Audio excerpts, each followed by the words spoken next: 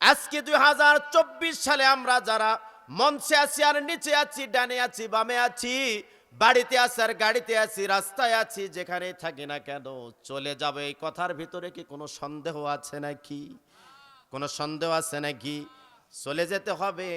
বেঁচে আছি আল্লাহ মায়া করে ভালোবেসে রেখেছেন তাই। কত ইয়াং আর যুবক সকালবেলা মোটর সাইকেল বের হয়ে দুপুরের আগে লাশ হয়ে বাড়িতে চলে আসে।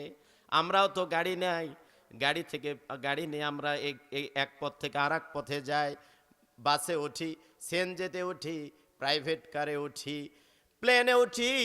আল্লাহ দয়া করে মায়া করে ভালোবেসে আমাদেরকে বাড়িতে আসার সুযোগ করে দেন তাই আসতে পারি। আমাদের মতো হাজারো মানুষ বাড়ি থেকে বের হয়ে জীবিত আর আসতে পারে না, তারা কিন্তু লাশ হয়ে বাড়িতে ফিরে আসে। এজন্য আজকের মাহফিল না, জীবনের শেষ মাহফিল। আজকের বসাটা জীবনের শেষ বসা। আমারও আজকের বয়ানটা শেষ বয়ান হতে পারে, আজকের মোনাজাতটা শেষ মোনাজাত হয়ে যেতে পারে। আর জীবনের শেষ মাহফিল, জীবনের শেষ বসা, জীবনের শেষ দোয়াটা মনে করে যে বান্দার বান্দি জীবনের গুনাহির কথা আল্লাহর কাছে তুলে ধরে চোখের পানি ছেড়ে দিবে। আর গুনাহের যদি মাপ নিয়ে বাড়িতে ফিরে যেতে পারেন, এই ব্যক্তির মতো সফল কাম বান্দা আকাশের নিচে জমিনের উপর আর একটাও হতে পারে না। সুবহানাল্লাহ পড়েন।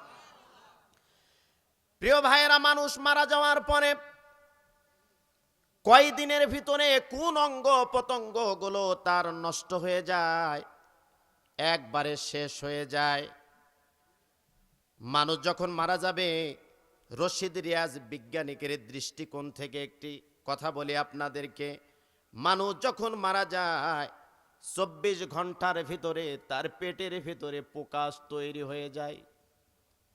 আমরা যখন কাফন আর দাফন করি, এই মাঠে জানাজা করে খাটিয়াটা কাঁধে করে যখন গোরস্থানের দরজাটা আস্তে করে খুলে ভিতরে নিয়ে যাওয়ার পরে দেখা যায় মসজিদে এলান হয়ে যায়, ইন্না লিল্লাহি ওয়া ইন্না ইলাইহি রাজিউন। কেউ মাইকে এলান দিচ্ছি, কেউ দাউনি হাদাউনি চলে গেল বাঁশের ঝাড়ে বাঁশ কাটার জন্য, কেউ কোদাল নিয়ে কবর খনন করার জন্য, কিছু মানুষ দৌড় দিয়েছেন বাজারে, চাটমোহর বাজারে, পাবনা শহরে সাদা কাপড় নেওয়ার জন্য, কেউ নিতে চলে গেছে আগরবাতি, কেউ চলে গেছে তার সার্বিক সরঞ্জাম যা কিছু শেষ বিদায়। রঙিন পোশাকগুলো টেনে হেসড়ে দ্রুত খোলার পরে দ্রুত শরীর থেকে খুলে নেয়া ধবধবে সাদা কাফনের কাপড়টা পায়ের দিকে মাথার দিকে একটু প্যাঁচ দিয়া নিথর দেহটা যখন বাড়ির উঠানে রেখে দেয়, কলিজার টুকরা সন্তান বাবার চেহারার উপরে হাত দেয়, আর ওই ভালোবাসার কথা মনে পড়ে যায়। বাবা আমারে প্যান্ট নিয়ে দিয়েছে, বাবা আমারে বই কিনে দিয়েছে, বাবা আমারে হাত ধরে নিয়ে গিয়া বাজারে, বাবা আমারে কত আমার জন্য ত্যাগ স্বীকার করেছে। নিজে ছিঁড়া লঙ্গি পরে ছিঁড়া প্যান্ট পরার পরে নিজের শরীরের যত্ন না নিয়া আমাকে পকেট ভর্তি টাকা দিয়ে আমার ফর্ম ক্লাব করার সুযোগ করে দিয়েছে। ইউনিভার্সিটিতে চান্স হওয়ার জন্য আমার বাবা দিনরাত 24 ঘন্টা মাথার ঘাম পায়ে ফেলে সকাল 8টা থেকে সন্ধ্যা 5টা পর্যন্ত মানুষের বাড়িতে কাজ করেছে, কামলা দিয়েছে।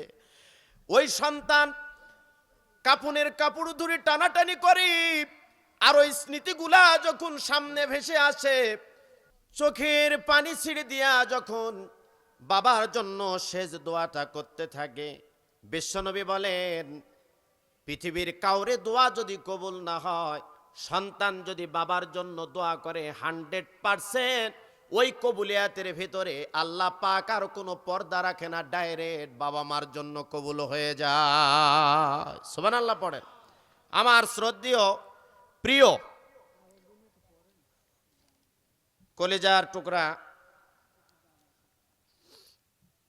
আলহাজ হাফেজ মুফতি জাকারিয়া সাহেব, আমি ওয়াজ শুনতেছিলাম বসে বসে, দূর থেকে একটি কথা বলে গেছেন, আসমানের নিচে জমিনের উপরে আল্লাহর কাছে শ্রেষ্ঠ গ্রহণযোগ্য প্রিয় হচ্ছেন যারা কোরআন পড়ান, যারা কোরআন পড়েন, যারা কোরআন শিক্ষা দেন, যারা কোরআনের শিক্ষক, কোরআনের ছাত্র। সুবহানাল্লাহ পড়েন।